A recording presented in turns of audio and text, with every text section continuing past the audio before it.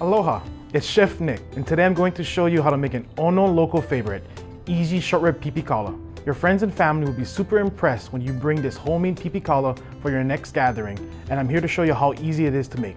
Let's start by preparing the meat. I recommend using 3 pounds of bone-in beef short ribs that's about 1/2 inch thick. So we're gonna start by gently patting the meat with a paper towel to kind of get rid of all that excess blood on there and remove any excess moisture as well. This will allow the baking soda to really just start doing its magic and tenderizing the meat. If you're not familiar with the different cuts of meat, ask any of our butchers for a bone-in beef short rib cut and they'll be happy to assist you. Next, sprinkle about 2 teaspoons of baking soda evenly onto each piece of meat. You don't need a lot of baking soda. You want to be careful how much you use as well.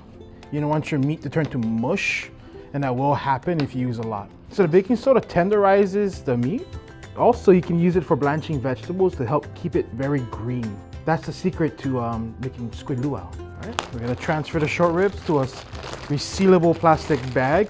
Make a little boat like that. And now you kind of want to just get in there, stack up the pieces, put them in. All right. To make our marinade, core 1 Asian pear. You could also use a Fuji apple or any other type of pear for this recipe.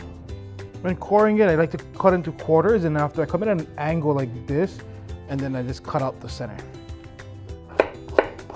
We're gonna cut the Asian pear into smaller pieces so it's easier to blend. We don't want to throw big giant chunks in there and then overwork your blender for no reason. In a blender, combine the pear with 2 tablespoons of peeled garlic and 2 cups of Halm's Hawaiian barbecue sauce. Blend until you reach a smooth consistency. If you don't have a blender, you can finely mince the pear and garlic and mix with the barbecue sauce. Slowly add the marinade to the short ribs. And then there's going to be a slight reaction between the baking soda and the acid from the marinade. Don't be alarmed by it. It's going to be very minimum, but it is going to happen. Kind of want to massage the bag a little bit. For the best results, you want to at least do 2 days, 48 hours. It allows the meat to really just absorb all that flavor, and the baking soda do its magic, so it's always tender when you make it.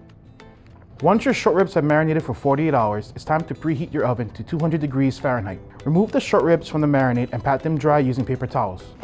So we're gonna take them out the marinade, and you can see they turned really dark and tender from that special marinade we just did. We're gonna lay them out. Next, we're gonna pat them dry. Patting it dry is gonna help speed up the process of it drying out. It won't just start steaming inside the oven. Place them on a wire rack set in a sheet pan and bake them for about 5 hours or until they become dried and tender. Keep an eye on them as baking times can vary based on meat thickness and the heat of your oven. The key to this dish is cooking them low and slow. Now that this is done, we can store them in an airtight container for up to 7 days until you're ready to cook them. But what I like to do is make a big batch and then bag it up and freeze it for up to 4 weeks.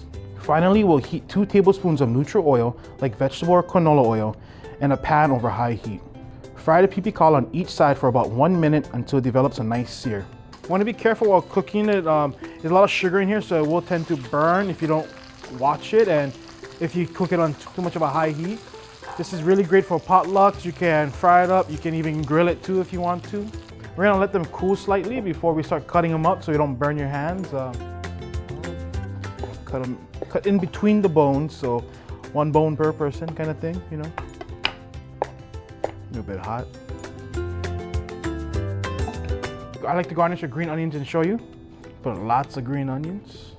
And of course our 75th anniversary, aloha shoyu. So I'm gonna pour the hot oil. The reason why I put the hot oil is because all the fat from the short rib, the pipikaula, is in here, so there's a lot of good flavor.